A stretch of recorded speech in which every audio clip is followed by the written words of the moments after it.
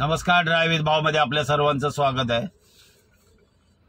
पूर्वी अशा काय घटना व्हायच्या ना की रिक्षावाल्याला एखाद्या वेळेस मारलं किंवा टॅक्सीवाल्याला एखाद्या वेळेस मारलं ना तर ते लोक ना त्यांच्या युनियन तर्फे ना रिक्षा वगैरे बंद करायचे ते त्या एरियातले।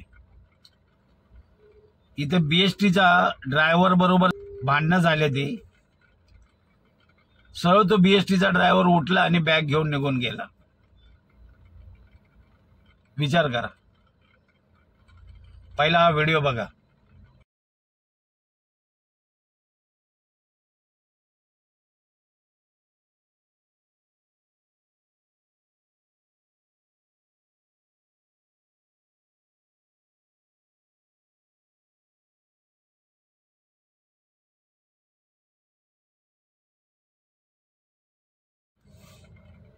हे तर सगळ्यांनीच बघितलं असेल हा व्हिडिओ। तर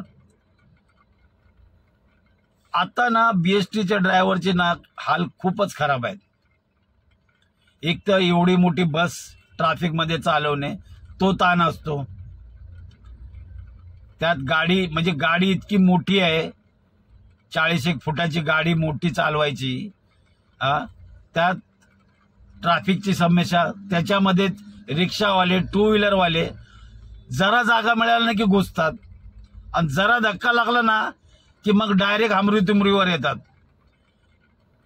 आणि असे काही संवेदनशील जागा ठिकाण आहेत ना तिथं तर अक्षरशः बीएसटी ड्रायव्हरला फटकवले जातं। तर सगळ्यांना माहिती आहे ती जागा कुठल्या आहेत। मग भेंडी बाजार असो किंवा बांद्राचा कुर्ला टर्मिनस असो, कितीतरी जागा आहे, गोवंडी असो, तिकडे काही तमा बाळगत नाही, सरळ ड्रायव्हरला फटकवतात। चुकी भले त्यांची असो, अक्षरशः ना तिकडे सरळ मध्ये घुसतात।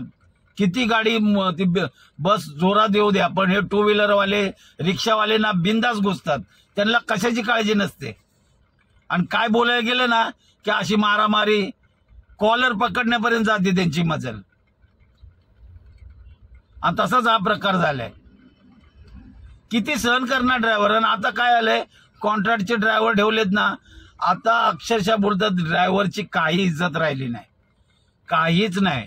पूर्वी 30-35 वर्षापूर्वी ना खरंच ड्रायव्हरला थोडीफार इज्जत होती, पण आता कवडी मोल आहे ड्रायव्हरची इज्जत। शासनाचे ड्रायव्हर सोडून मी बोलतोय, आमच्यासारखे जर असेल ना पर्सनल ड्रायव्हर, मग तर कवडी मोलट। तो हवालदार तर मग तो फाट्यावरच मारतो, असे आमच्यासारखे ड्रायव्हर भेटले तर